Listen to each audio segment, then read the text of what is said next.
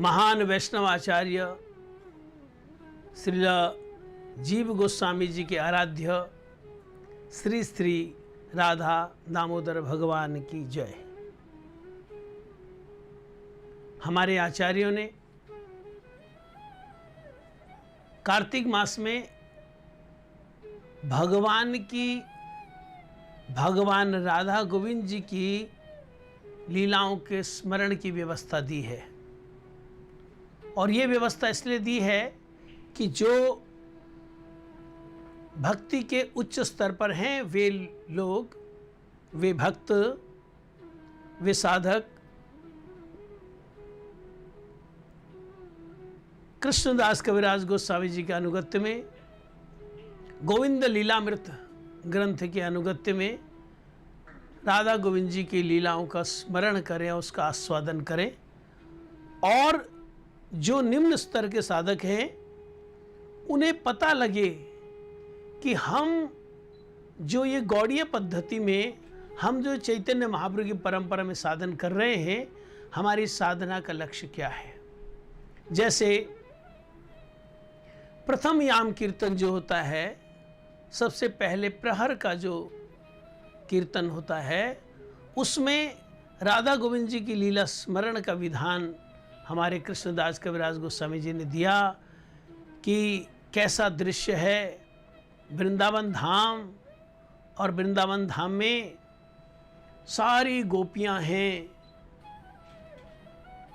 और एक फूलों की सैया, पुष्प सैया, कुसुम सैया बनी हुई है। उस कुसुम सैया में हमारे राधा गोविंद जी विश्राम कर रहे हैं। अब पौ फटने वाली है, यानी कि सूर्योदय होगा कुछ समय बाद। उससे पहले वृंदा देवी जो तुलसी महारानी जी हैं, वृंदा देवी की जी सेवा है राधा गोविंद जी को उठाना, क्योंकि सूर्योदय से पहले पहले राधा गोविंद जी को अपने अपने स्थानों पर जाना है। भगवान कृष्ण को नंदगांव जाना है, राधा रानी को यावट गांव में जाना है। अभी दोनों को दोनों शयन कर रहे हैं। अब दोनों को कैसे उठाया जाए, वृंदा देवी कैसे उठाती हैं। वृंदा देवी पहले जो पक्षी हैं, पक्षियों को आदेश देती हैं। देखो, जो भगवान का धाम है वहां पर कहीं भी अज्ञान नहीं है। जैसे हम मनुष्य पक्षियों की भाषा नहीं बोल सकते हैं, पक्षी हम मनुष्यों की भाषा बोल नहीं सकते, सुन नहीं सकते, समझ नहीं सकते हैं, क्योंकि हमारा अज्ञान है। हम पशुओं की भाषा, पक्षियों की भाषा कैसे बोलेंगे, कैसे समझेंगे। बहुत कोई एक्सपर्ट होने से वो किसी एक पशु पक्षी की भाषा समझ सकता है, लेकिन गोलोक धाम, भगवत धाम, वहाँ पर अज्ञान नहीं है, हर तरह का ज्ञान है। हर एक को हर भाषा आती है, हर एक को हर एक कार्य आता है।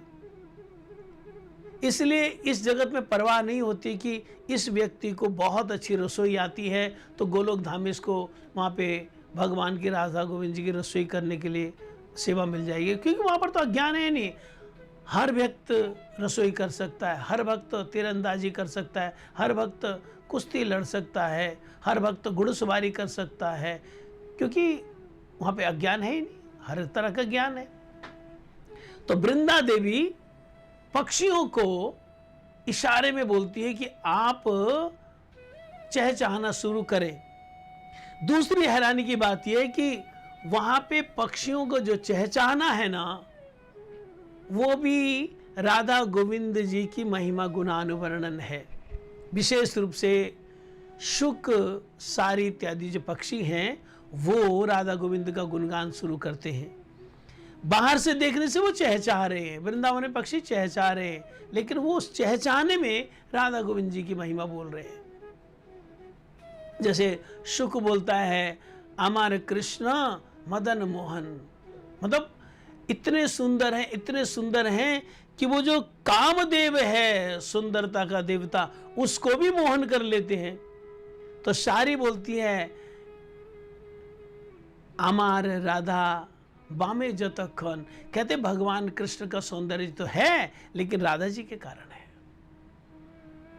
मतलब इस तरह से वो कहते जी मेरे कृष्ण ने तो गिरिराज जी को उठा लिया था बाएं हाथ की सबसे छोटी उंगली में।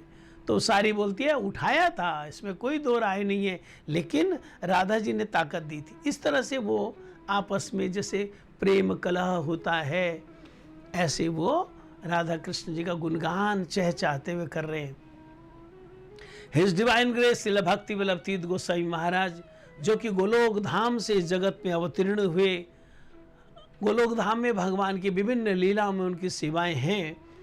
वे कहते हैं कि जब पक्षी चहचहाना शुरू करते हैं तो राधा गोविंद जी की नींद खुल जाती है, लेकिन श्री कृष्ण आंखें नहीं खोलते हैं, लेटे रहते हैं। तो इधर राधा रानी जी की एक बंदरिया है, हमारे गोविंद लीलामृत ग्रंथ में उसका नाम दिया कक्खटी बानरी, कक्खटी।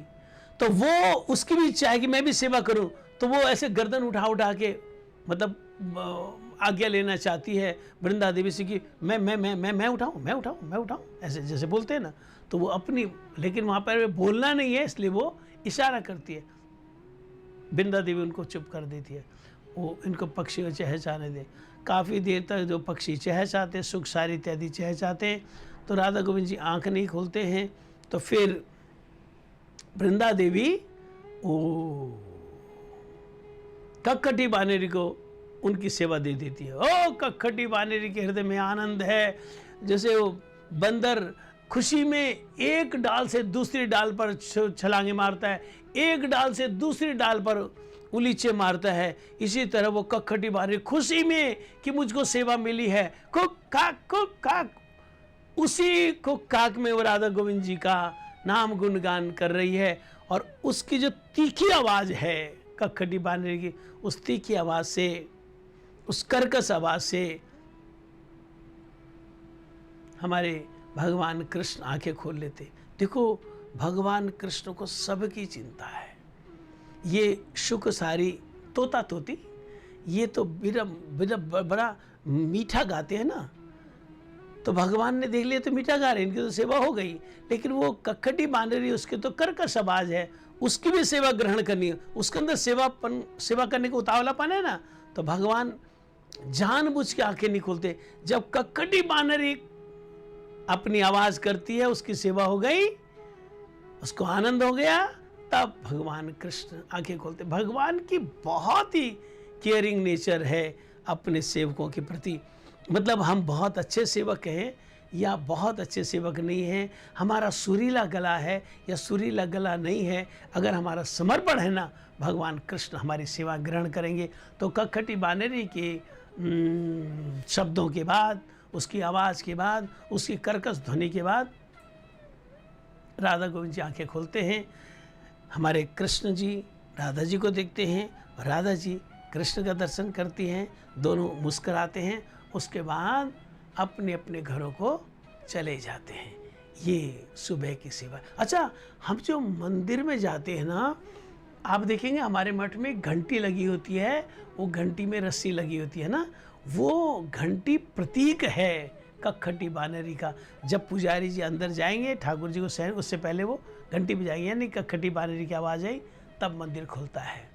तो ये प्रातःकाली प्रथम याम की लीला है कि भगवान कृष्ण राधा जी कुसुम शैया पर शयन कर रहे हैं काफ़ी रात्रि से, और वो सुबह वृंदा देवी सुख सारी इत्यादि पक्षियों के द्वारा, कक्खटी बानेरी के द्वारा उनको जगाती हैं। वे दोनों एक दूसरे को देखते हैं, निहारते हैं, मुस्कराते हैं।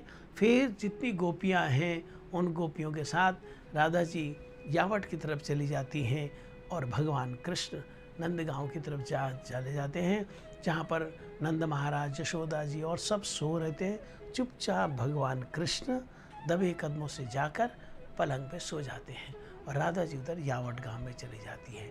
श्री राधा गोविंद भगवान की जय।